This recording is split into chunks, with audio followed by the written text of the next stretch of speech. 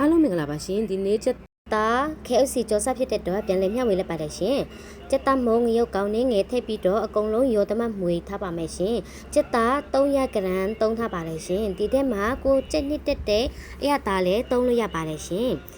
ဒါဆိုတော့စီရင်ရေကဲတိတာထဲမှာမိနစ်30ထည့်ထားပါမယ်ရှင်ချက်သားမိနစ်30ပြည့်ပြီဆိုတော့ကျမတို့ကြော်ပါမယ်ရှင်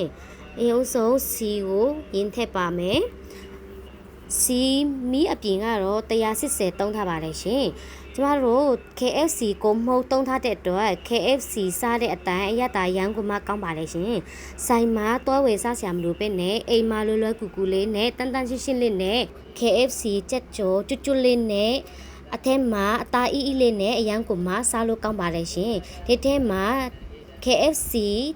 ကိုမှုတ်သုံးထားတဲ့အတွက်အရသာလည်း KFC အတိုင်းအရန်ကိုမှစားလို့ကောင်းပါတယ်ရှင်ဆိုင်မှာတော့ဝယ်စားဆံမလို့ပဲနဲ့ကိုတိုင်ကြော်စားကြည့်ပါအရန်ကိုမှလည်းစားလို့ကောင်းပါတယ်ရှင်ကျမရဲ့ဗီဒီယိုလေးကိုကြက်ညစ်တက်မဲ့ဆိုတော့စီရင်လက်အင်ချင်လေးလုပ်ပေးကြပါအောင်ရှင်ချက်သား KFC အိမ်မှာအလွယ်တကူကြော်စားလို့ရပါတယ်ရှင်ချက်သား KFC အရသာအတိုင်းအရန်ကိုမှလည်းစားလို့ကောင်းပါတယ်ကလေးလေးကြိုက်တယ်လို့လူကြီးလည်းအရန်ကိုမှကြိုက်ပါတယ်ချက်သားအချင်းစော့လေးနဲ့တွားစားကြည့်ပါအရန်ကိုမှလည်းစားလို့ကောင်းပါတယ်ရှင်ခိုင်းရဲ့ပိလေးကိုကြက်ညစ်တက်မဲ့ဆိုလို့စီရင်လက်အင်ချင်လေးလုပ်ပေးတော့ကြပါအောင်ရှင်